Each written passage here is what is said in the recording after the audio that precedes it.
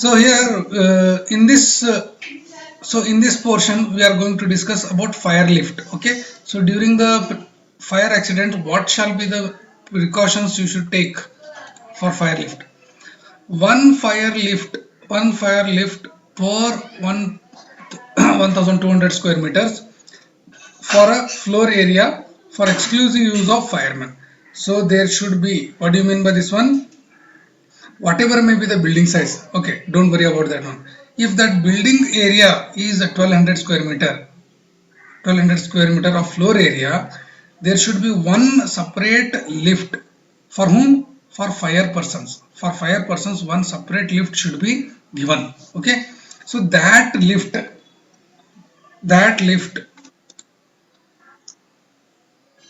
lift shall have floor area should not be less than 1 square meter. Okay, so that 8 persons of can easily move through that lift. Okay, remember, for high-rise building and for this much of square meter, there should be one separate lift for firemen only. Okay, the electrical supply shall be on separate service from the electrical supply means, so that should be maintained a separate electrical power arrangement for this fire lift. Lift should be provided with ceiling hatch, means from the top they should get outside.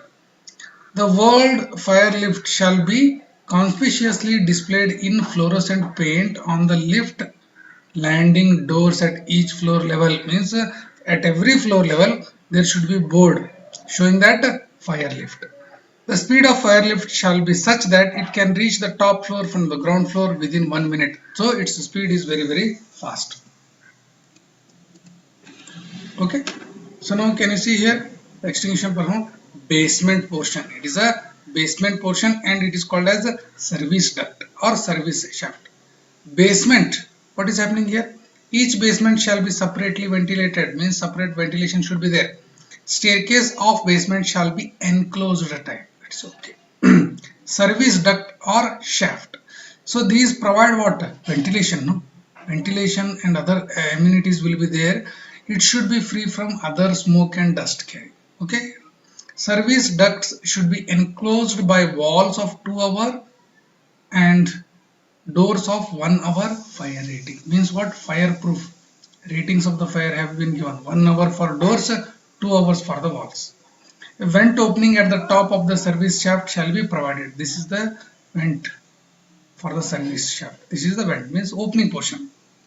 Provision of first aid firefighting appliances. First aid firefighting appliances. What are these? Okay, the first aid firefighting equipment shall be provided on all floors including basement, lift room, etc. in accordance with good practice in consultation with the authority. So these are what? Hammers. Okay, some instruments will be kept to fight the firefighting. So all those things, the small cylinder, the small pipes and all, so all those things should be kept at each floor level. Each floor level. What about electrical service? What about electrical service?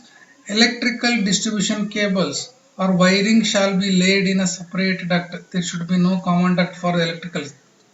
Water main, telephone lines, intercoms, gas and any other service pipes shall not be laid in the same duct as electrical cables. Very important during fire. If it catches fire, so all the things will get fire. So no common for electrical and other services. Firefighting pumps, lifts, staircases, corridor, lighting and blowers for pressurizing system shall be laid in a separate conduit pipes. Okay, so all the things, fire pumps, whatever may be the case, for electricity, separate ducts. You remember this point. Gas supply. What about this gas supply? Gas pipes, if present, should be laid in a separate shaft exclusively for that purpose only, on external walls away from the staircase. What will happen if gas pipes starts leaking? So everything will get burst. Okay, so this should be nearest to the outer walls. Okay, standby electrical generator. A standby electrical generator shall be installed to supply power to staircase. Okay, that should be compulsory given to the staircase. Corridor lighting circuits, fire lifts and standby fire pumps. So for all these things which are important in firefighting operations, so for them a separate electrical generator should be provided, okay, which is not common to other buildings. Hmm? So what is this alarm system? This is one typical sensor and alarm system. Okay, it will take a signal and give it to control panel, and alarm will run. Okay, so what is written here? Fire. So this light will start blinking. Okay, yellow color or golden color light will be blinking. No, in Hollywood movies. Okay, so those things. Fire alarm. Two types: manually operated electrical fire alarm, automatically operated fire alarm. Manually means someone will go and tell. Automated means it will take the signal and automatically it will run. Lightning protection of building, lightning protection of building, that also should be provided. There should be one fire control room. For what purpose? It should be placed at the entrance floor of the building with communication systems to all floors.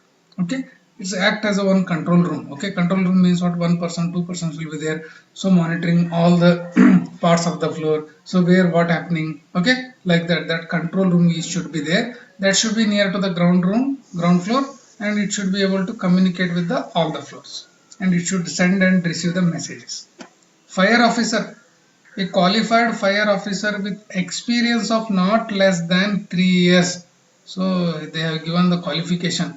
Okay, so that person should be appointed and should be available on premises in hotel business, okay, mercantile buildings, okay, with height more than 30 meter. So person's height is 30 meter or building's height is 30 meter. Okay, it's a building height. So whenever the building height is more than 30 meter, so obviously risk of fire is more. Okay, so you should be at least well qualified or well what is that experienced person to take some precautionary measures.